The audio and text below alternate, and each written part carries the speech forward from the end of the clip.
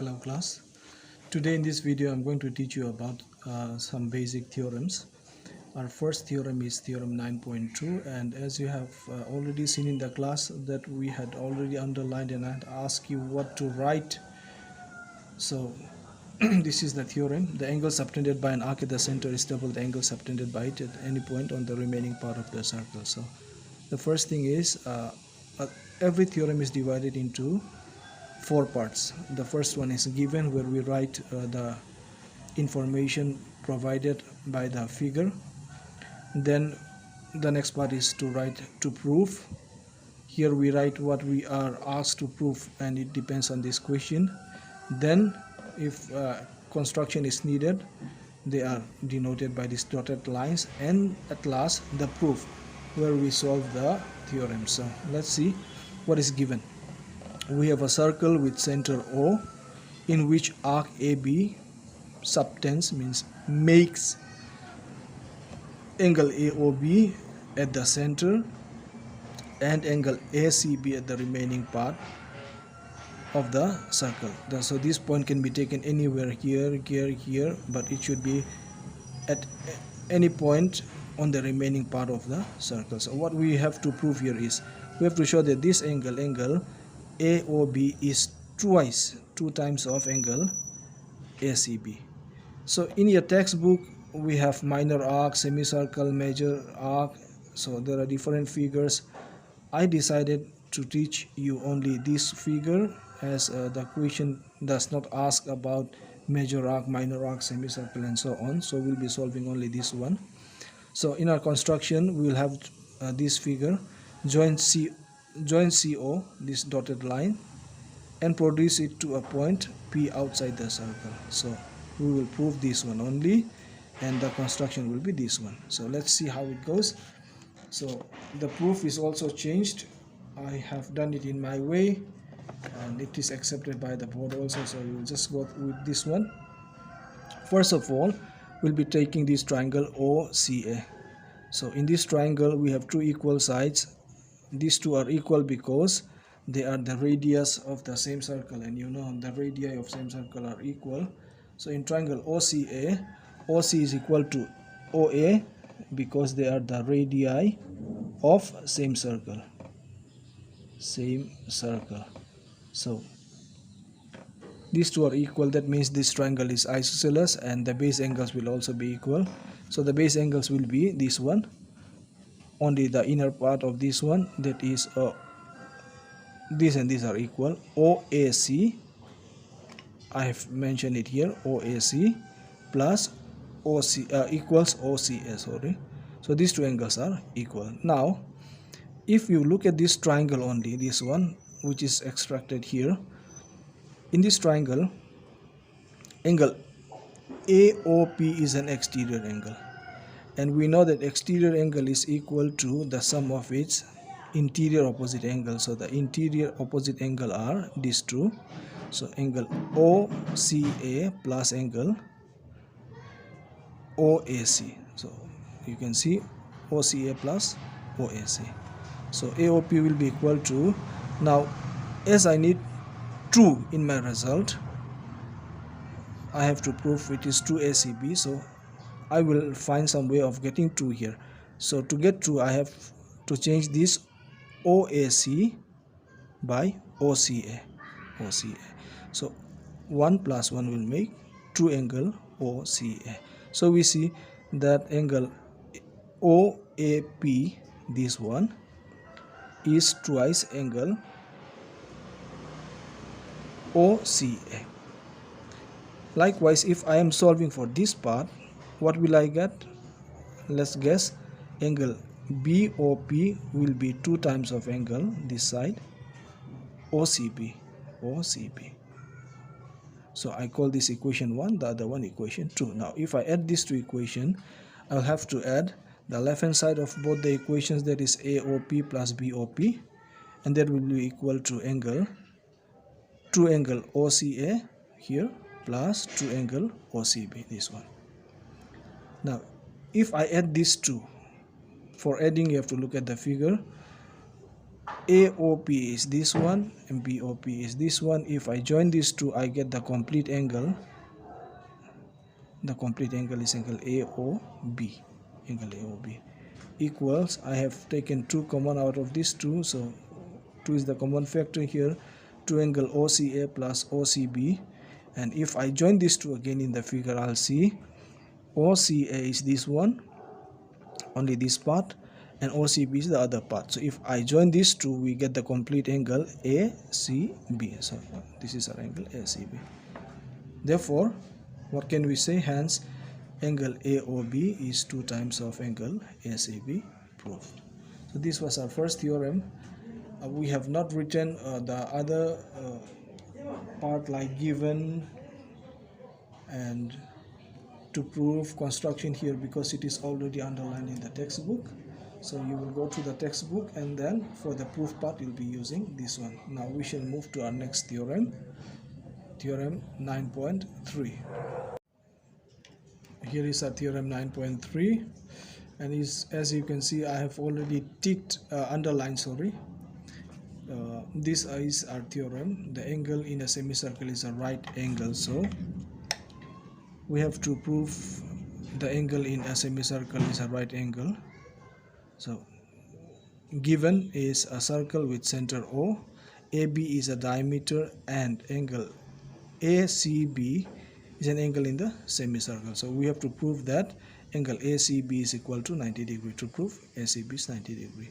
So proof here, angle AOB is the angle subtended by arc AB at O, and ACB is the angle subtended at point C. So from the previous theorem we can see angle AOB is always twice of angle ACB. This is our formula. The theorem is considered as the formula.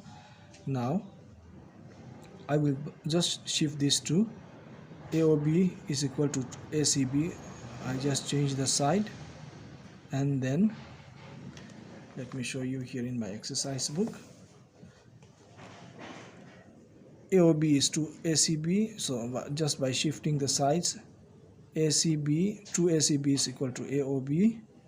Now 2ACB will be equal to AOB is a straight line. You can see it's a straight angle, so it will be 180 degree. Now if this 2 is removed on this side, you will divide 180 by 2. Now if you cancel this 2, you get 90, so ACB is 90 degree. Hence angle ACB is 90 degree, which means that any angle on a semicircle is always 90 degree. Then we shall move to Theorem 9.5. So let's continue. This is our Theorem 9.5. Angles in the same segment of a circle are equal. So given we have a circle with center O in which angle ACB and angle ADB are the 2 angles subtended by this arc AB in the same segment ACDBA. ACDBA is a segment. It's not a circle anymore. It's a piece of the circle. So we have to prove that these 2 angles, to prove angle ACB is equal to angle ADB. Now to prove this we need angle at the center, so we have to join this O with A with a dotted line and B with dotted line. So construction will be join OA and OB. Now to prove this one, I'm not going to use the text again. We will be using a separate method, and let's see that one. We have already done it in the class. So here is our figure. We are using only figure number 1. Here we know that angle at the center is always twice angle of the circle, so this is equal to 2 times of this. Angle AOB is equal to 2 into angle ACB. Angle at the center is 2 angle on the circle. This is also angle on the center, so this and this will also be related like this. Angle AOB is equal to 2 angle ADB. Now you can see AOB and AOB are same angle, so these 2 must be equal. So ACB, 2ACB is equal to 2ADB. Now if I cancel this 2 as common, so 2 and 2 are cancelled, we have ACB equal to angle ADB. Hence ACB is equal to ADB. Proof. Easy, is not it? Then we have one more theorem to go. and that is theorem 9.7. Here you can find it in page 202. So you have to copy. This is the theorem. The sum of either pair of opposite angle of a cyclic quadrilateral is 180 degrees. So let me tell you, if you have a circle and inside the circle if you have a quadrilateral which touches all the angle touch the circle, then this is a cyclic quadrilateral. We have to prove that the opposite angles of the cyclic quadrilateral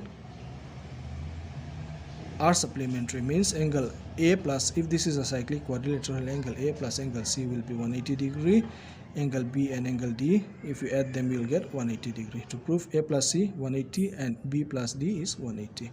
Now for solving this one, I'm not using this, so I've just cancelled it out. We are not using this figure, so our figure will be a bit different. Let's see. So any quadrilateral which is inside a circle is called a cyclic quadrilateral, but all the angles of the quadrilateral must lie on the circle. Now let's see. To prove, angle A plus angle C is 180 and angle B plus angle D is 180. So I have drawn a cyclic quadrilateral, and then I have joined this B with the center O and D also with the center O. So our construction is join OB and OD. Now we know that this is angle at the center, this is angle at the circle, so this will be 2 times of this. Angle 1 is 2 angle A. Now by shifting the side, 2 angle A equal to, interchanging them, angle 1, angle A will be equal to this 2 will be shifted to the other side, angle 1 divided by 2, equation number 1.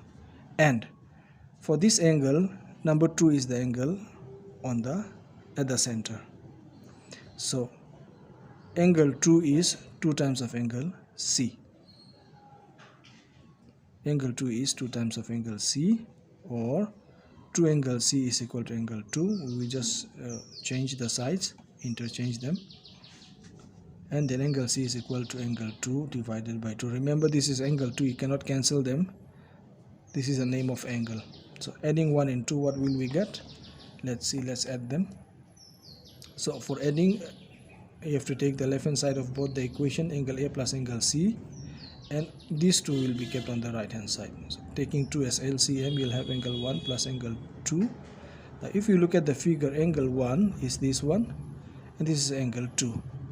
Angle 1 plus angle 2, these 2 will be 360 degree.